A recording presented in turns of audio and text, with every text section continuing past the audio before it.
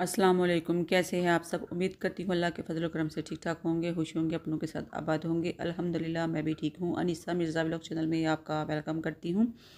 तो जी आज हम बात कर रहे हैं नमाज के बारे में कि नमाज छोड़ने की क्या क्या सज़ाएँ मिलती हैं दुनिया में भी और कब्र में भी और आखिरत में भी।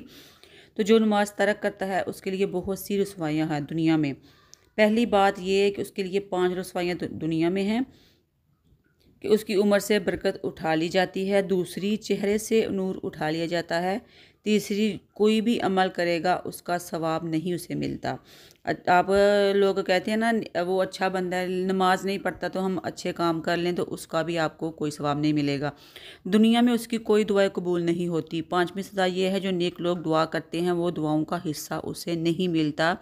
यानी कि जो नेक लोग होते हैं ना, सहरी के टाइम दुआ करते हैं, मोमिन जो होते हैं कि ए अल्लाह पूरी उम्मत पर करम कर दे, आप भी उम्मत में शामिल हैं, मगर आपका हिस्सा यानी बेनमाजी का हिस्सा निकाल दिया जाता है जो नमाज नहीं पढ़ता। और जब वो मरने लगता है तो 3 उसको सज़ाएं मिलती हैं।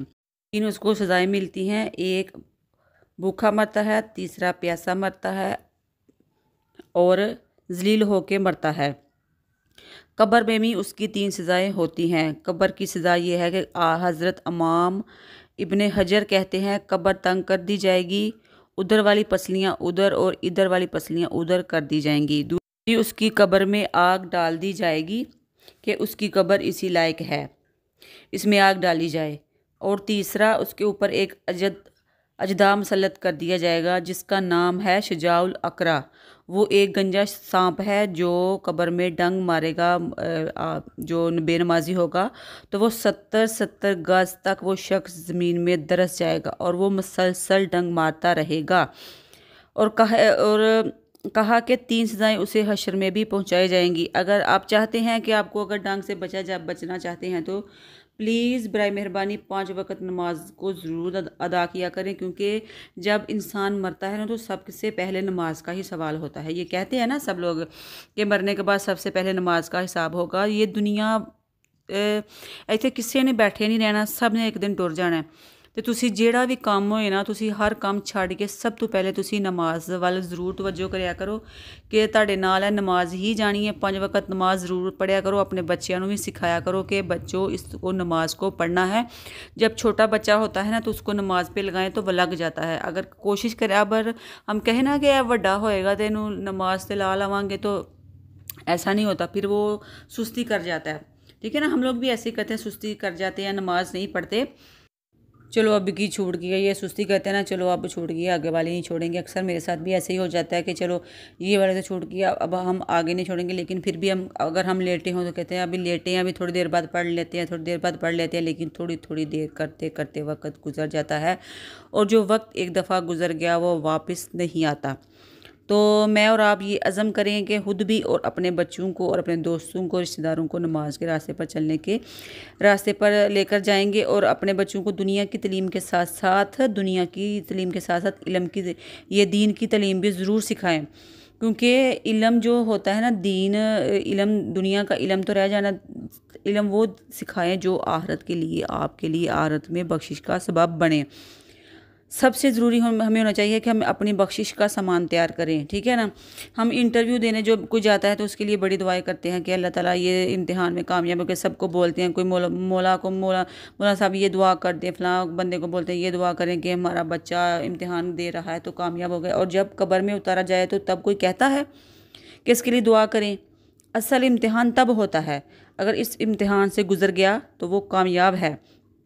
और ये थोड़ा सा मुस्तकबिल है इस दुनिया का। हम पैसे लगा देते हैं, अपनी औलाद को भी दीन का तोहफ़ा दें, अपने नबी सल्लल्लाहु अलैहि वसल्लम का प्यार सिखाओ, दीन पर चलने का तरीका सिखाओ, कुरान सिखाओ, नमाज सिखाओ। क्योंकि सब किताबें पढ़ते हैं, क्या आप लोग कुरान भी पढ़ते हैं? नहीं पढ़ते होंगे। बहुत कम ऐसे लोग हैं जो कुरान पढ़ते हैं और बहुत कम ज़्यादा लोग हैं जो नहीं पढ़ते। तो कभी कभी मेरे साथ भी हो जाता है, मुझे कमर में दर्द है ना तो मुझसे ज़्यादा देर बैठा नहीं जाता, तो फिर मैं छोड़ जाती हूँ। बस कोई वज़ाइफ पढ़ लेती हूँ और कुरान पाक जो है ना वो बस पढ़ती हूँ। शुक्र है अल्लाह का, यासीन वगैरह भी मैं पढ़ती हूँ, कुरान पाक भी पढ़ती हूँ। लेकिन कभी कभी ना सुस्ती हो जाती है कि कमर में दर्द होती है, बैठा नहीं जाता, तो इसलिए थोड़ा ना नहीं पढ़ती। तो मुझे और आप सबको अल्लाह ताला तौफीक दे कुरान पाक पढ़ने की, नमाज़ पढ़ने की, क्योंकि नमाज ही जो है जो हमारे साथ जानी है। नमाज का सवाब, जो नमाज़ पढ़ते हैं ना उसको सवाब, उसके साथ साथ जो हम किसी को बोलते हैं ना कि आप नमाज़ पढ़ो, उसका सवाब हमें भी मिलता है। तो प्लीज़ कोशिश किया करें ना कि नमाज जो है ना वो हमारी छूटे नहीं। दुनिया में हर काम ਜਿਹੜੇ ਹੁੰਦੇ ਨੇ ਨਾ ਤੁਸੀਂ ਕਰ ਲੈਂਦੇ ਹੋ। ਬਾਜ਼ਾਰ ਗਏ ਹੋ ਤੇ ਤੁਸੀਂ ਕੱਪੜਾ ਵਗੈਰਾ ਲੈਣ ਜਾਂਦੇ ਹੋ, ਤੁਸੀਂ ਬਾਜ਼ਾਰ ਜਾਂਦੇ ਹੋ, नमाज़ां ਤੁਹਾਡੀਆਂ छुट ਜਾਂਦੀਆਂ ਨੇ। तो अक्सर ऐसा ही होता है, क्योंकि उधर तो कोई जगह होती नहीं नमाज़ पढ़ने की। तो नमाज जो है ना वो घर आके पढ़ लिया करें। मैंने किसी से पूछा था कि अगर नमाज़ें हमारी छूट जाती हैं बाई चांस, अगर हमें जाने अनजाने में जो नमाज़ें छूट गई हैं हमारी, तो वो किस तरह से पढ़े। तो उन्होंने बोला कि जब आप ज़ोहर पढ़ो तो ज़ोहर जो क़ज़ा की होती है, नहीं पढ़ी होती, वो क़ज़ा की नीयत करके तो वो उसके फ़र्ज़ पढ़ लो। असर के साथ असर की, इसी तरह फ़जर के साथ फ़जर के फ़र्ज़, ज़ोहर के साथ ज़ोहर के फ़र्ज़ क़ज़ा करके, ठीक है ना, फ़र्ज़ नमाज़ पढ़ के और क़ज़ा करके उनको पढ़ना है। और जो इसी तरह सारी जो नमाज़ें हैं ना वो पढ़ें। और कोशिश किया करें कि अब अगर कोई मुश्किल हो, परेशानी हो, तो तहज्जुद की नमाज़ सबसे बेस्ट है। तहज्जुद नमाज़ को पढ़ा करें। तो अल्लाह ताला सबको तौफीक दे तहज्जुद पढ़ने की भी। और सबसे ज़्यादा तो अहम यही है कि अल्लाह ताला सबको 5 वक़्त का नमाजी बनाए, मुझे और आपको, हमारे बच्चों को। तो आप लोग जब भी दुआ करते हैं ना तो सबको दुआ में शामिल किया करें। अल्लाह ताला सब पे अपना करम करे, हमारे साथ साथ आपके साथ साथ जो इस दुनिया से चले गए हैं, जिनका कोई दुआ मांगने वाला नहीं, उनके पीछे उनके लिए ज़रूर पढ़ के उनको बख्शा करें।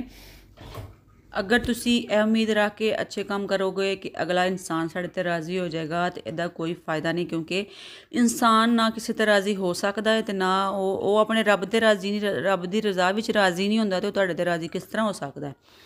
ठीक है ना। तो आप भी इंसान हैं, ज़ाहिर है आप भी ये समझ सकते होंगे। तो अल्लाह ताला के सिवा कोई नहीं है जो किसी को दे सकता है, एक अल्लाह ही है जो दे के मेना नहीं मारता। तो लोग अक्सर ऐसे करते हैं ना, दे के तो अगले बंदे को मेना ज़रूर मार देते हैं। तेनू मैं फलानी जगह ते फलाना तेरा काम सी, तेरी मैं मदद की थी, तो तू मेरे नाल हुण ऐ सलूक करेगा, वो तुहानू हर चीज़ याद करवाएगा। तो बस ये ज़हन में रख के नेकी किया करें कि हमें अल्लाह ताला के लिए हम करें, अल्लाह ताला ने हमें इसका सवाब देना है, अल्लाह ताला हमारे लिए आसानियाँ पैदा करे। तो जब भी ना आपके कोई रिश्तेदार आए तो उनके मुँह ना मोड़ा करें। एक वक्त का खाना कोई क्या खा जाएगा, एक वक्त का खाना ही तो है, आप उनके लिए बनाए, अल्लाह ताला आप पे राज़ी हो जाए, ये भी एक सदका होता है। अगर आपके घर मेहमान आ जाएँ तो आप उसके लिए खाना बनाते हो, तो मेहनत तो ज़ाहिर है आपकी लगती है, गर्मी भी है तो बड़ा मुश्किल होता है। जिस तरह उनके मैं वॉइस ओवर कर रही हूँ, बड़ी गर्मी के विच बह के, पंखा भी नहीं लगाया हुआ, AC तो साड़ा लगा ही नहीं ना, तो एयर कूलर है वो भी बंद किया हुआ है, उसकी तो ज़ाहिर है आवाज़ इतनी आती है। तो अगर इतनी मेहनत मैं करके इस काम के लिए मैं कर सकती हूँ, तो फिर आप उसके लिए भी कर सकते हो। मेहमान जो होता है ना वो एक रहमत होती है। तो मेहमानों, जब मेहमान आ जाए तो तंग ना पड़ा करें।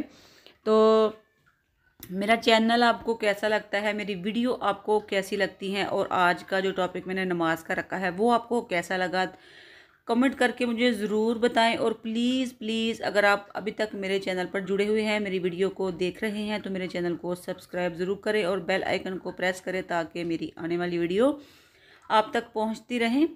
तो बस मेरा भी एक चैनल था पहले, वो नहीं चला, तो अब मैंने ये वाला बना लिया है। तो अल्लाह करे मेरा यह चैनल कामयाब हो जावे, अल्लाह तेरा शुक्र करांगी।